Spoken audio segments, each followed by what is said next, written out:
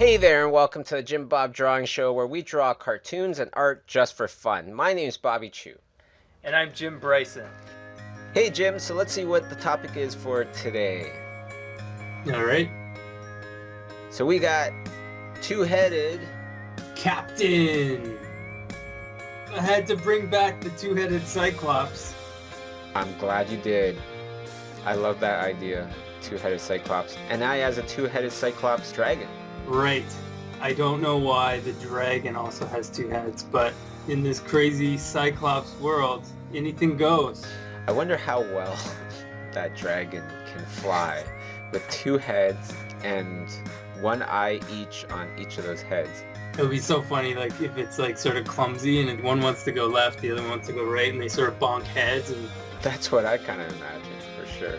I can imagine the Cyclops sort of smacking them, getting all annoyed with them. I love all the little throwbacks to the two-headed Cyclops, as well as the Skull Mountain in the back. Yeah, it's a whole world. It would be kind of cool, like, this kind of world of the baby Barians, if it was, like, the bad guy was the main character. So it's just like you follow the two-headed Cyclops around and, like, he's trying to do bad stuff and you root for him to, like, succeed.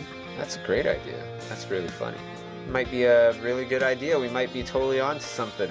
Pitch it to Netflix. Okay, so when I was thinking about the general lighting scheme here, I was thinking definitely gotta make the fire visible coming from the dragons. So then that made me think, why don't we have the characters flying away from the sunset into the darkness, and that way the fire will really have a reason to glow. And that was the main thing. But when I'm dealing with things where it has multiple light sources, the first thing that comes to mind is what is going to be the brightest light source? Because if both of them are even, then it generally it's not a good thing. You don't know where to look. And because there's a lot of little sharp bits and pieces of the dragon, it's important to also mask out the dragon, mask out the character. That way I could paint them a lot easier, a lot freer, with a lot more ease. I noticed that you have 3 dragons there, kind of like Game of Thrones. Are you going through Game of Thrones withdrawal? I am. I've been thinking about it. I've been thinking about it lately.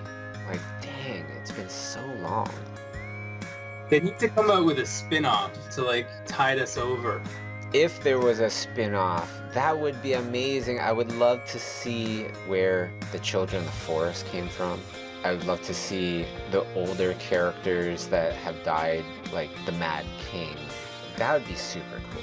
Yeah, we don't know much about the Children of the Forest, or the early days of Tyrion Lannister growing up as a small guy. That's true. That would be so sad, but really interesting at the same time. Such good characters.